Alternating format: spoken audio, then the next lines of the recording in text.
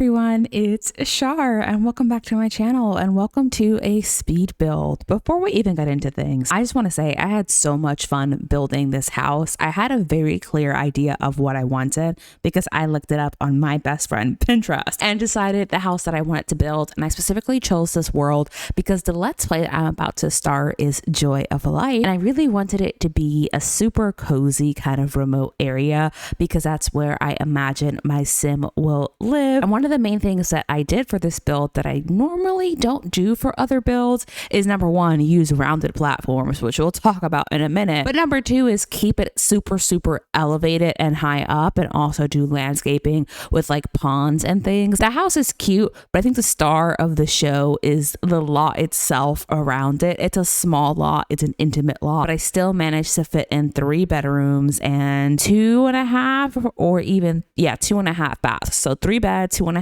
bath, cozy cottage. And the inspiration behind this was kind of like magical cottage that's super old but has been recently renovated and has a lot of history, which is why I built this in Glimmerbrook. I don't particularly love this lot, but I do think the world around Glimmerbrook is really cute and could potentially open some storytelling for the future generations of this very lengthy legacy challenge. In case you've missed the Create a Sim where I introduced you to our founder, our heir of the legacy challenge, I will have that linked somewhere in this video so that you can go back and check it out. But I mentioned that I use rounded platforms, which is not something that I often do. And building this is exactly why I don't use rounded platforms. Let me tell you, before you even started seeing this video, there was about 30 minutes where I'm just trying to figure out this rounded platform because the rounded platform was cute and all. And I was like, cool. You see how the edge here is flat?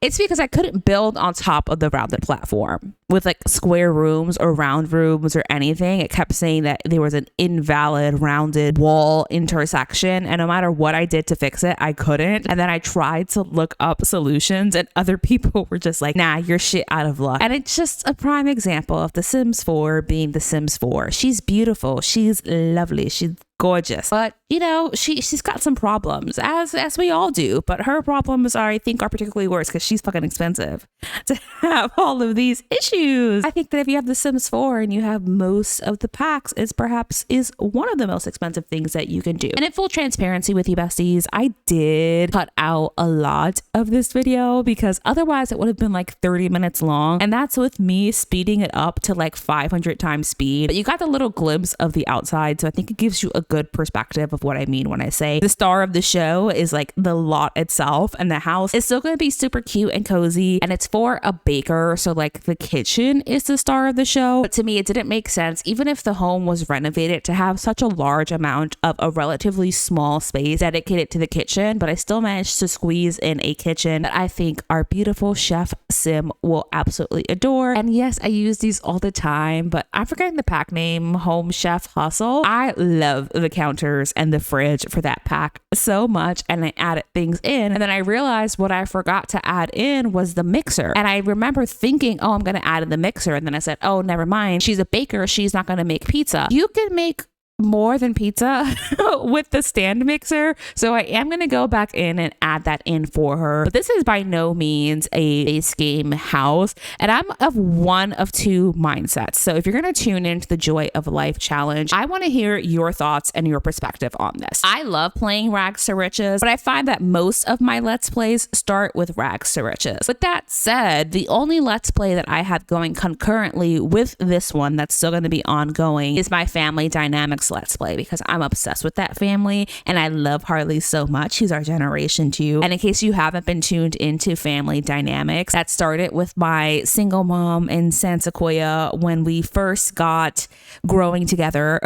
All those, it feels like years ago. TBH, I don't know how long ago it was, but it was many packs ago. And now Harley is getting married, and she just got married. I posted that video recently. So if you've been wanting to tune in and you love this kind of Let's Play, I would say tune into that, because now is the perfect time. Harley is officially on her honeymoon with her wife, and we're going to be moving on to Generation 3 very shortly. So lots of fun and exciting things coming up if you want to tune into that. I completely completely forgot what I was saying. Oh, here's what I was saying. But I feel like since I start a lot of my Let's Plays with rags to riches, I'm like, do I want to do that again? But at the same time, my family dynamics Let's Play didn't start with rags to riches and isn't going to start with rags to riches for a long time, because as legacy challenges tend to go, we're going to make a lot of money over time, which, by the way, I love the brick accent wall that I add into this home and the way it divides the space. Do I wish the stairs had the little underwall? Yes, but for some reason these stairs do not, and I could not add them back in without getting rid of the railing. And I like the railing. I think it shows that the house has been updated. But because I'm not sure how I feel about it, I'm either going to start the Joy of Life Let's Play with a rags to riches and have her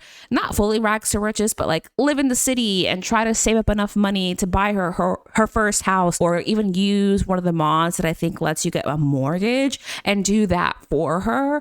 Or I'm just going to have her move into this house and say that she always lives here. Now, they both have their pros and cons. Having her move into the house could be cute because as her family expands and her career expands, we can see more touches of her personality in here. But having her start in the city and having to work up to purchase this house would add more realism, give us a lot more fun things to work toward, and kind of have this moment where we will have her and her family, or just her move into her dream home and then start her family. And I always think that's a more realistic aspect of storytelling. So she may have to hustle, but let me know how you would want to watch this Let's Play, if you want us to work towards this house or if you want me to move her in immediately. And when I ask these questions, like, I genuinely want your opinion so much. I love The Sims and I love recording these videos. Like, genuinely, it gives me such a sense of fulfillment and it's just so much fun. I have so much more fun playing The Sims with you all, but also I want you to have fun watching these videos. So I do take your input and advice and feedback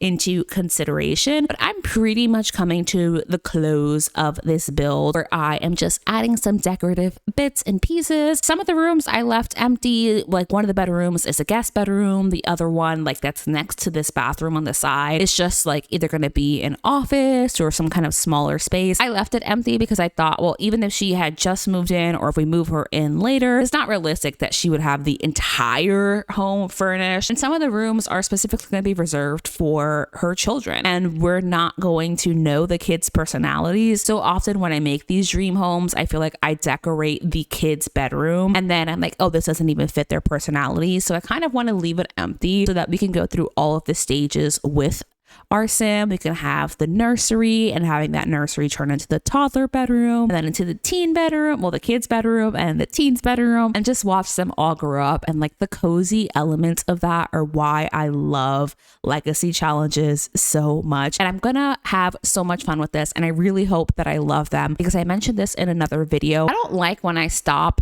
legacy challenges or series, but I also want to make sure that I'm always having a good time and conveying like passion and enthusiasm in my videos. And if I lose interest in Sims or in a specific series, and I just find that it's really annoying for me to have to edit and record those videos because I just don't care. And if I just don't care, then you're not going to care, because that's going to be very obvious in my videos. But I think Joy of Life is a super cozy legacy. It's very long, but it has a lot of freedom for storytelling and creative expression. So I would say more so than my family dynamics LP, you all can have so much sway and say in how this will go for our sim and what exactly she will get up to and what the next generations will do and what kind of stories we tell with that. So I'm hoping that you're enjoying this video. And while we are here and we're talking, I don't know, I feel like I want to give you life updates, but I also feel like I'm going to give you some life updates. I'm absolutely loving my new apartment and this life. I am getting ready to go out for Mexican food with a new friend, which is going to be so much fun. I just love seeing her and we like spend hours just yapping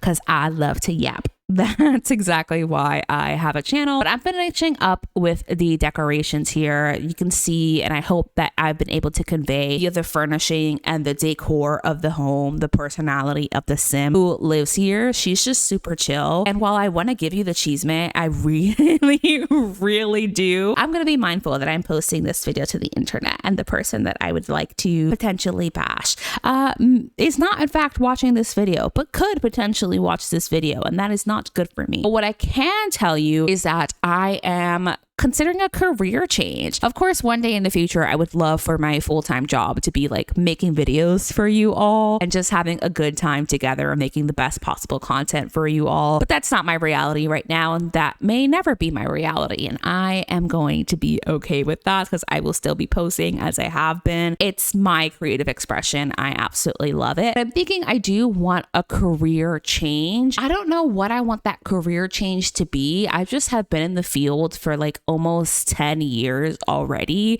And at this point in my life, I'm craving something a little bit different. I don't know what that is, but I did set a goal for myself that every week I would look through jobs and pick out 1 to 3 jobs that I was super excited about and then just dedicate my time to applying for that, acknowledging that there is a lot of privilege in me being able to do that the way that I am right now because I am employed. I have a steady paycheck. I'm not super happy with my job, and my employers are in fact throwing some red flags, like bright red flags at me, but I do have the flexibility to look for jobs slowly instead of feeling like, oh, I have to find a job immediately since my basic needs are met. But with that said, that brings us to the end of this video. I will see you in my next video, which will either be family dynamics or it will be the first episode of Joy of Life. And if you aren't already subscribed, please make sure that you do. It really supports me and this channel, and I will see you next time. Bye.